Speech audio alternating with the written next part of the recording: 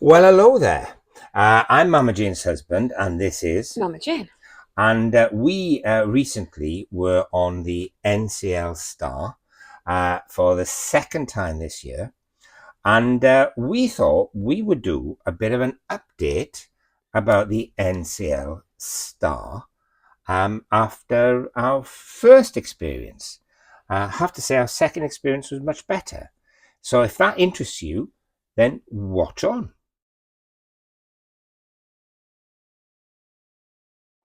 So yes, we were on the NCL Star in May, going round Ireland, and it left us a bit. Well, there was quite a few issues. We weren't looking forward to going on it again. No, on a cruise we'd already booked. No, we'd already booked the cruise to Iceland and Greenland, and we weren't that looking forward to being on the Star again.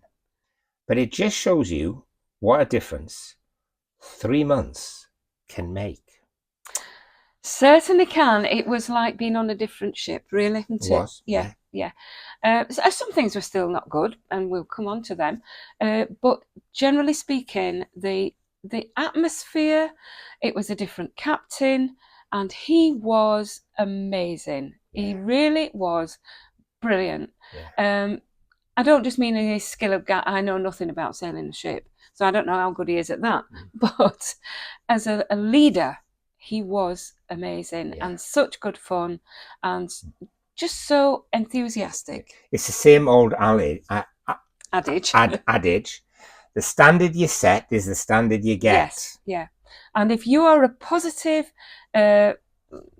outgoing, showing excellent leadership, the staff will do so as well. Yeah. So, thumbs up to the captain. Yeah.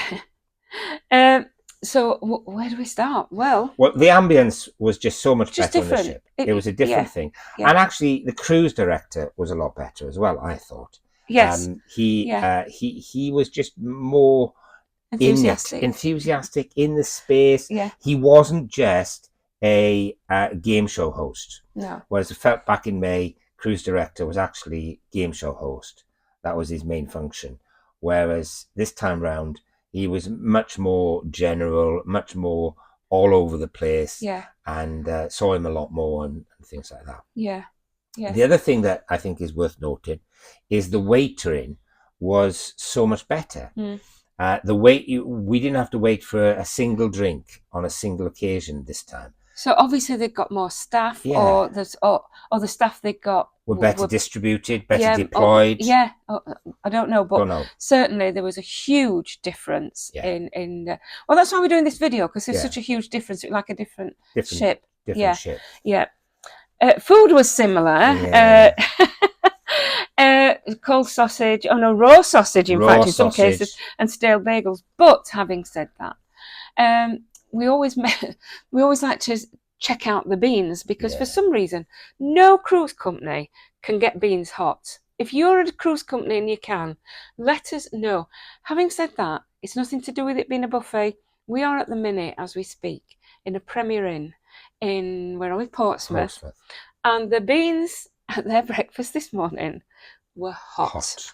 So I don't know what it is about cruise ships. Cruise companies, get a grip with let your us beans. know. Let us know what the issue is. Get a grip of your baked beans. And then we can stop moaning about it. It's a first world problem, and please, it's not such an issue.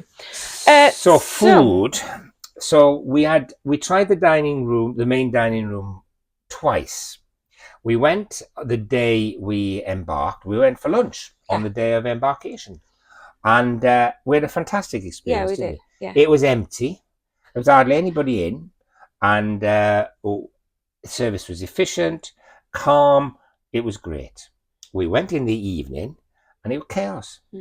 Busy, rushed, stressed staff. Yeah. The food was okay. Oh, yeah.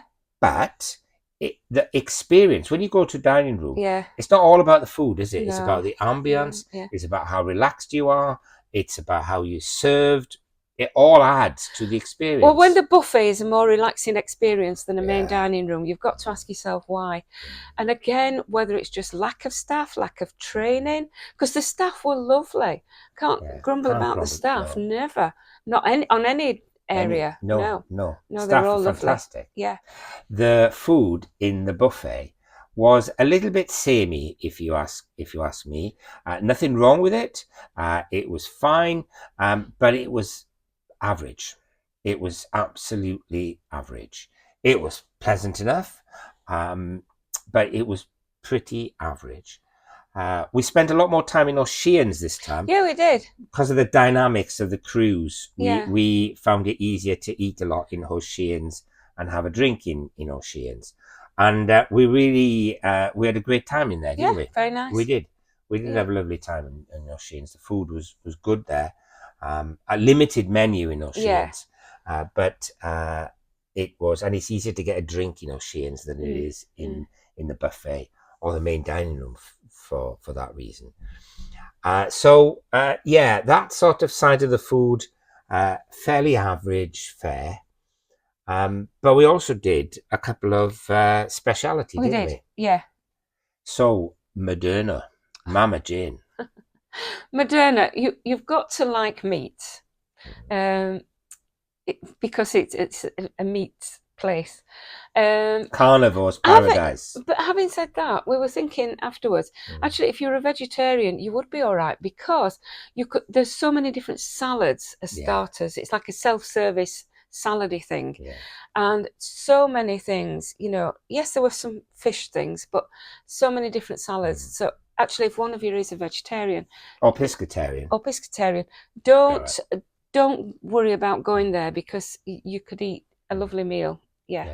I'm not a carnivore by nature, but we've been to Modena 3 times now, and I've enjoyed it each time, mainly because the meat is fabulous. It is great. I really enjoy it. But it's just the way it all happens and it comes together. It's I find it a relaxed place. It's an event. It's an event. You don't just go down and sit and be waited on, and that's the end of it. It's like so we'd warmly recommend that. And actually, if you are vegetarian, you'll probably be okay. You will be okay. And pescatarian, you'll definitely be okay.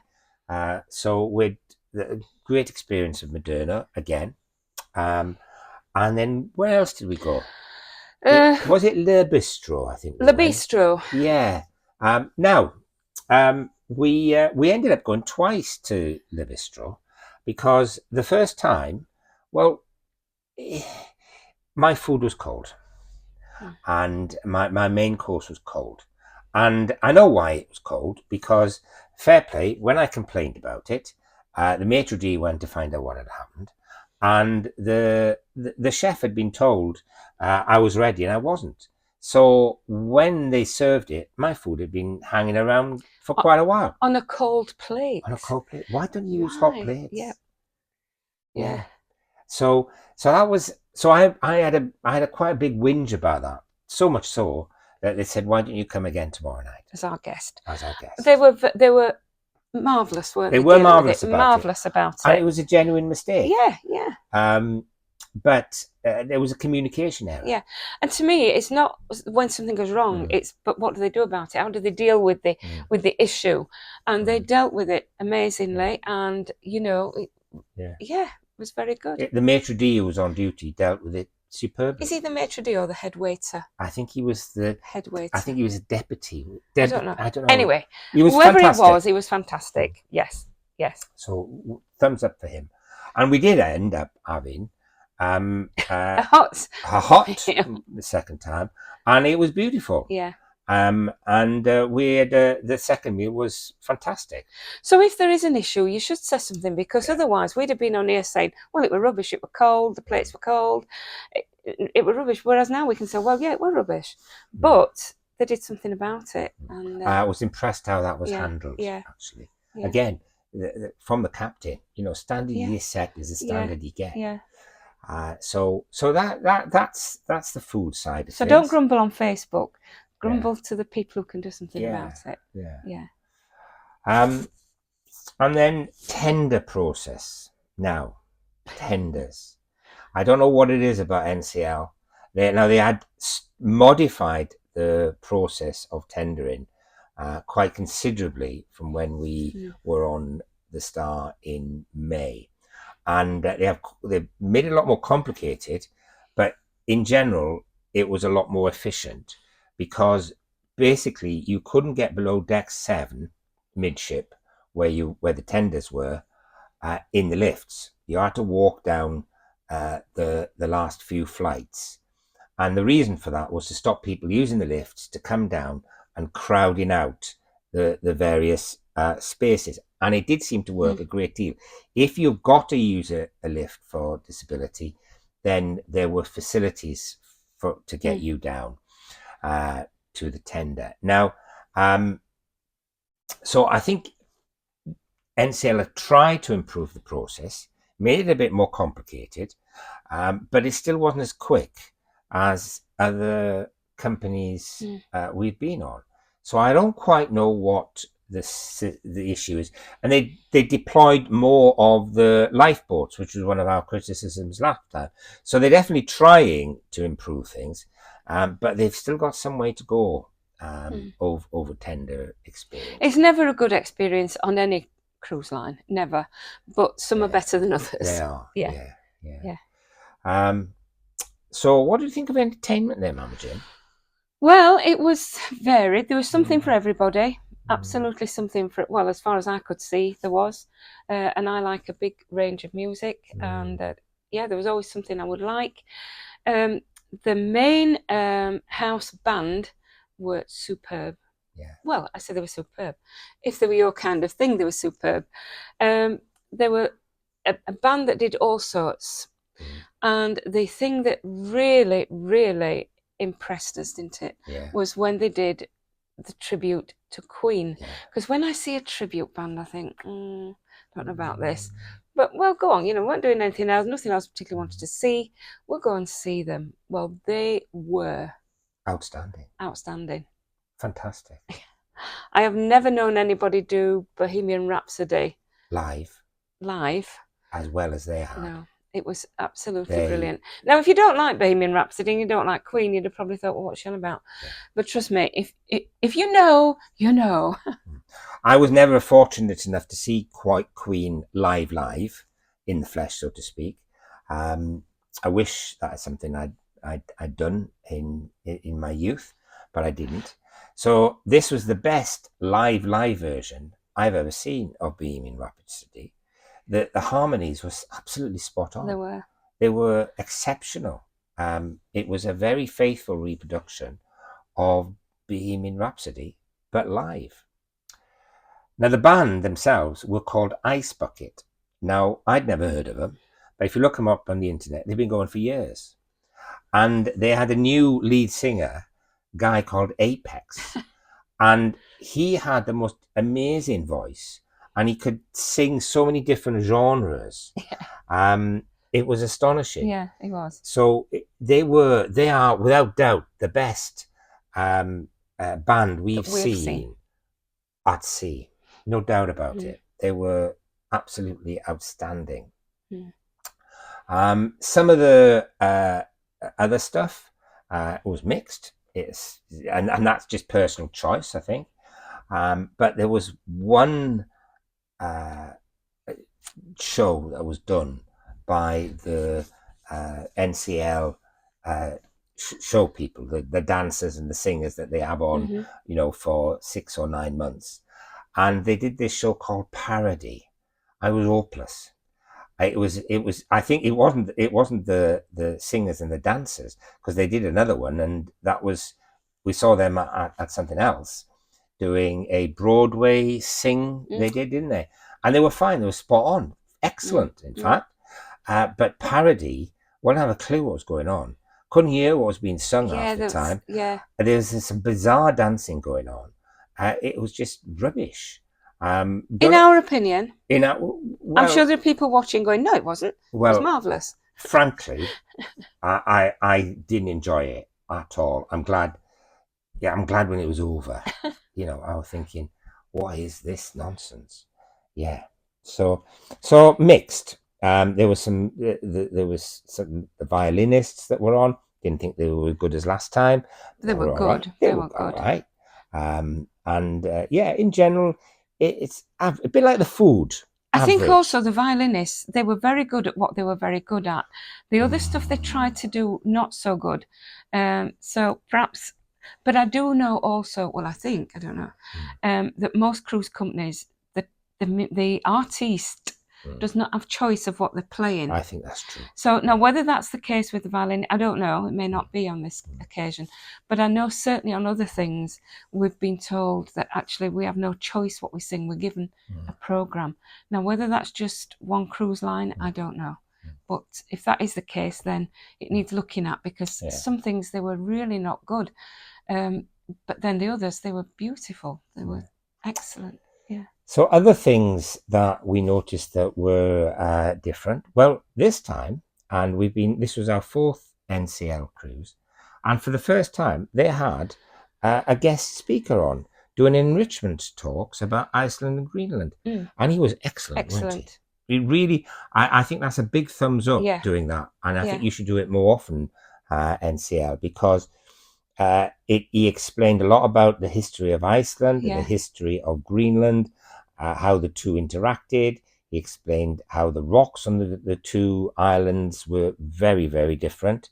It was fun. It really enriched the cruise. Yeah. So it was a big thumbs up for that. And it was easy to understand. You know, it weren't a big technical, I need to be clever to understand. No. I could understand it. Always a good sign. Always a good sign. But yeah, it was very interesting. And again, go, and if you think halfway through, oh, no, not this, well, go, leave. You know, you don't have to stay, but always give enrichment. And not all enrichment talks are about where you're going, but this was. Yeah. And then a machine appeared on deck 7, I think it was. Wait, it wasn't there last time. I don't remember it last time. And this machine sold all the things that you may need from a chemist. I'll just say that, shall I? Yeah. Condom machine. Condom machine. All right, condom machine. No, it wasn't just a condom machine. No, it did sell everything else. All sorts. Painkillers, antibiotics. You could. Whenever I passed, it was on condoms. No, it sold everything, depending which button you pressed. So it was really. I should have taken a photograph of it. I have. Oh, have you? Yeah, with condoms on it. I'll post that. I'll insert it. But please be aware, it wasn't just. It sells everything. It sells everything. So if you need paracetamol at 2:00 in the morning, you can get it. Yeah. All right. Yeah. And then what else? Oh, one thing that was a bit better, but not greatly better: embarkation. Now we got before we got we were in Reykjavik a few days before the cruise, and from about a month out, we got these emails asking us to watch this video about embarkation. And honestly, same video. The number of times, I lost count on the number of times, got this blessed email asking us to watch it and reminding us not to turn up early. Bump. Now, we happened to have a very early check-in slot, so we were there dutifully on time. Because it said, and if you do turn up early, you will be made to wait. Okay. Yeah. So we were there early. No, we were there on time. On time, yes. Yeah. But it was an early check-in. Yeah. So we were there. Only to find out we were basically taken through and put in a holding pen like cattle. And because the ship wasn't ready for us to get on. Fine. Okay. But as we were stood and talking to everybody else around us, we were the only ones that had turned up at the correct time. Everybody around us had turned up early. And I mean, not just half an hour early, I mean 2 or 3 hours early. And they just checked them in. Which is why the place was so heaving with people. Yeah. If only the people for 11:30 or whatever were in it, it would have been fine and comfy and seats. Yeah. But fine. No. But it was, we were treated like cattle at NCL. So don't blame the people for turning up. Yeah, they should do as they're asked, but blame the staff for not doing what they should. They should and saying, no, you can't come in. No. So that was really annoying. But then once we got on board, everything was fine after that. And then the only other comment I would notice, something that got worse from May, I would say, is that when you get to a certain loyalty, when you get invited, we got invited to a cocktail party. Well, I have to say, the drinks were coming around, but we were on a package, so that didn't make a difference for us because the drinks were free. It was nice to meet the staff, and it was nice to have the talk, and it was great to listen to Ice Bucket playing and everything. And it wasn't crowded or anything. But then when the food came round, it was cheese and pickle on a stick. Now, for me, if you're doing, it used to be sort of 2 or 3 different little canapes. That's a word. Canapes. Now, all I would say is, if you're cutting corners, don't do the canapes. Yeah. Don't do what they did this last time, because it was a bit of an insult, really. Yeah. You know, they're supposed to be showing their best. The best. That we're so pleased to have you, keep coming back. And some people, goodness me, have been back for goodness knows how many times. But just don't do them. And be honest about it. Say no, it's too expensive. But also, there was only free drinks for half an hour. So the time before, back in May, I'm sure we were there for an hour. I can't remember. The drinks coming through. So that was that had gone down. That was deterioration. So that's it, really. Oh no! What about the back of the ship where there's no towels? Oh yes, no, that was the thing. Now there's this adult-only section at the back of the ship. A couple of hot tubs, and quite a nice viewing area. There's a lovely little bar there, very beautiful. But no towels. You have to go and get the towels from the main pool deck. Now, whether this is because there were cabinets there that said dirty towels. Yeah. And some parts of the cabinet were locked. Now, whether usually there's towels, I don't know, but we went, oh, well, where are the towels? And we said, oh, you need to go back down to the main pool deck. Which, yeah, it was a bit weird, that, really. Yeah.